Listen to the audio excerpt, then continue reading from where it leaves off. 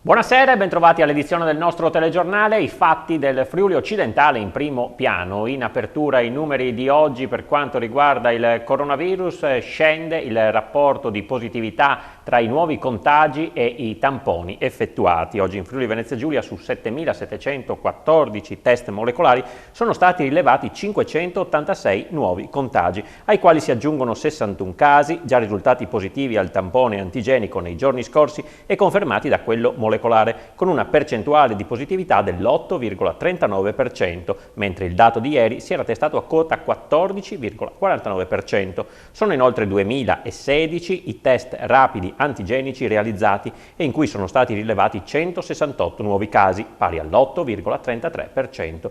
I decessi registrati sono 20, ai quali si aggiungono 2 morti pregresse afferenti al periodo tra il 23 novembre e l'11 dicembre scorsi. 6 i decessi verificatisi nel Friuli occidentale. I ricoveri nelle terapie intensive salgono a 68, mentre quelli in altri reparti scendono a 671, numeri comunicati dal vicegovernatore con delega alla salute Riccardo Riccardi. Passiamo alla cronaca. La polizia locale di Pordenone e Cordenons, con l'aiuto del cane antidroga Conan, ha ritrovato a casa di un 18enne sacilese marijuana, 1.000 euro derivanti dalla vendita di stupefacente e anche un macete e un bastone estensibile. Il ragazzo è stato denunciato per porto abusivo d'armi.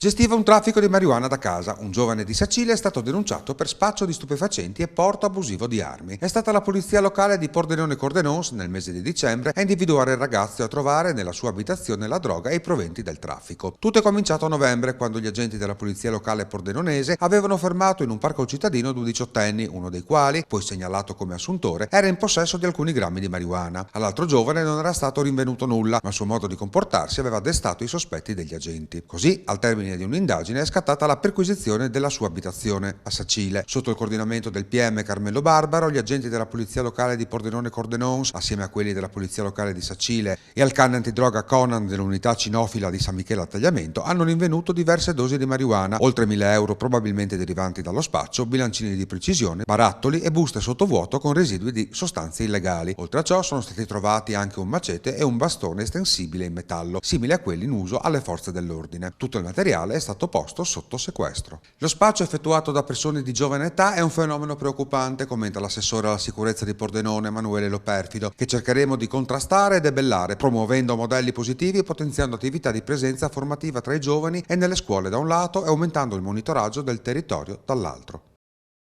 Minacce di morte via Facebook all'ex vice direttore del Messaggero Veneto e opinionista del settimanale Il Friuli Giuseppe Ragogna, che ha denunciato tutto alla polizia postale.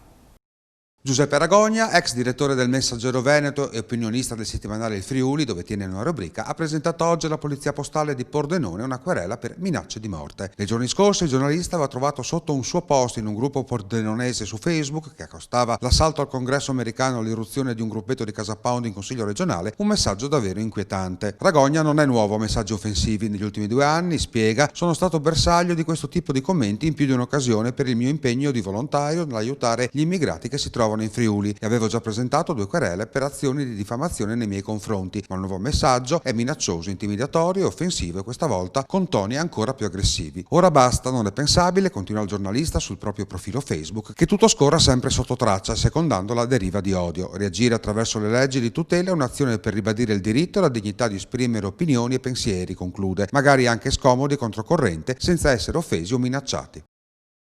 Parliamo ora di scuola. Addio ai voti numerici che erano stati reintrodotti nel 2008 con la pagella del primo quadrimestre. Alle elementari tornano i giudizi espressi in 4 livelli.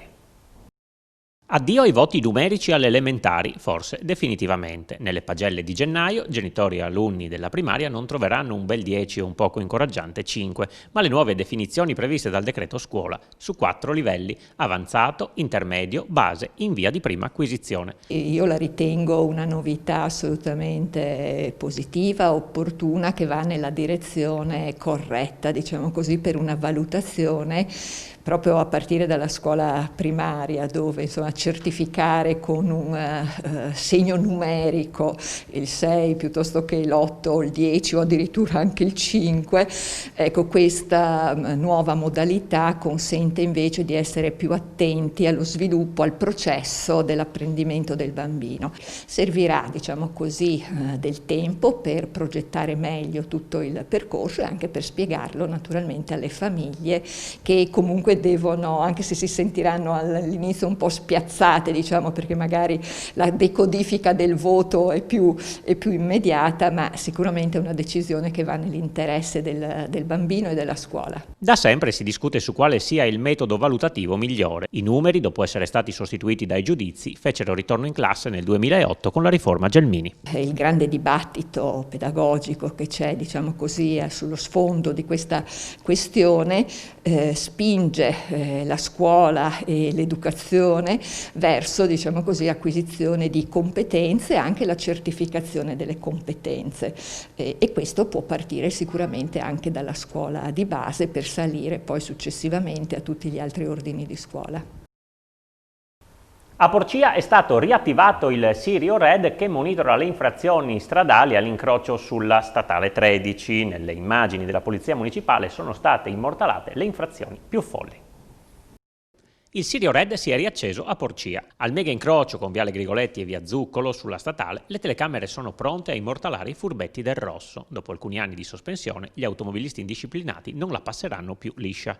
Abbiamo rimesso in funzione ieri il controllo semaforico dopo alcuni anni nei quali era stato messo in disuso, con la volontà di migliorare la sicurezza stradale, e per farlo ho voluto spiegare ai cittadini selezionando 3 delle infrazioni più comuni che vengono commesse, che abbiamo selezionato tra circa 300 riprese nei 20 mesi circa di sperimentazione della nuova attrezzatura che abbiamo messo in funzione. È evidente a tutti dai filmati che moltissime persone si avvicinano a quell'incrocio e passano con il rosso, mettendo a rischio la circolazione e le persone che invece dall'altra parte correttamente procedono con il verde. Un agente della polizia locale valuterà il giorno dopo le infrazioni e quindi comminerà la sanzione alla luce del codice della strada. In un incrocio dove transitano 25.000 veicoli al giorno, l'obiettivo del sindaco non è fare cassa, ma evitare incidenti. Anche per questo i semafori verranno presto dotati di countdown. Intanto prosegue l'iter per sostituire i semafori con un'unica rotonda e non 2, come da precedente progetto. Ho portato il budget di quella rotonda da 600.000 inizialmente ad 1 milione ed ho recentemente fatto richiesta alla Regione per portarlo a 1.400.000 euro, perché il costo che avevo trovato non era sufficiente a fare un lavoro di quel tipo. Io credo che realisticamente, senza raccontare a nessuno le bugie, ci vogliono almeno 3 anni di tempo per raggiungere quell'obiettivo, salvo altri impedimenti. Nel 2019 è crollato il mercato dell'auto in regione. Confcommercio certifica che lo scorso anno le nuove immatricolazioni sono scese del 26%. In compenso l'assicurazione auto è più leggera.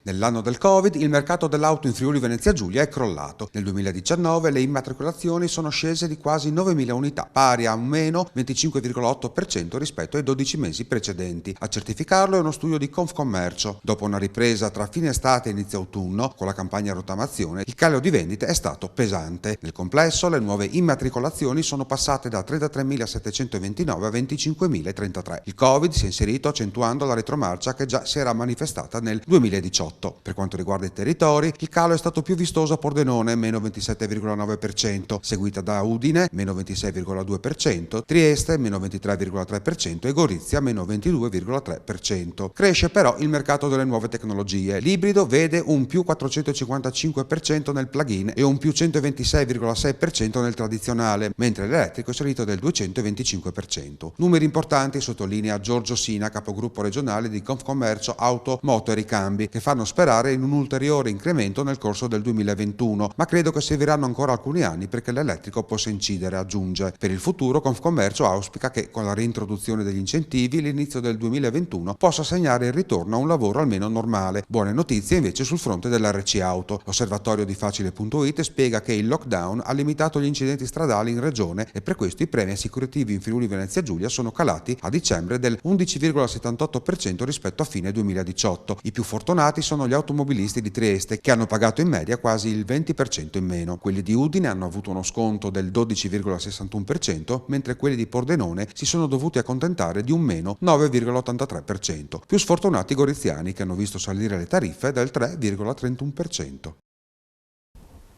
Due mostre dedicate ai supereroi e alla storia del fumetto sono visitabili con un tour online al PAF di Pordenone.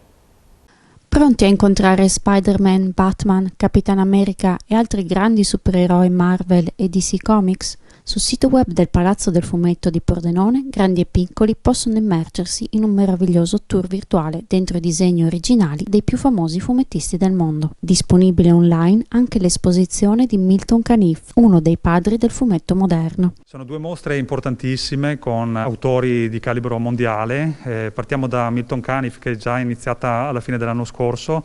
Milton Caniff è considerato il Rembrandt del fumetto. Per le innovazioni che ha fatto, stilistiche e anche narrative.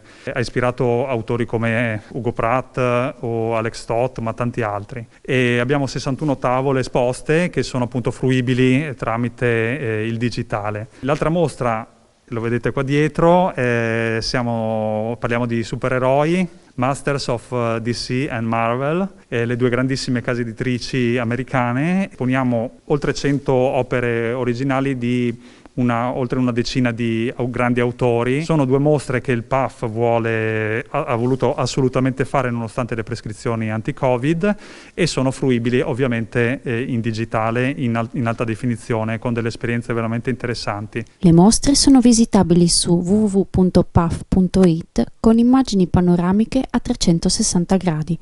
A sostenere le iniziative del PAF c'è anche il Comune di Pordenone. Il dinamismo culturale che caratterizza Pordenone vuole vincere, si ribella a quelli che sono i vincoli della pandemia, e questa è la dimostrazione più forte.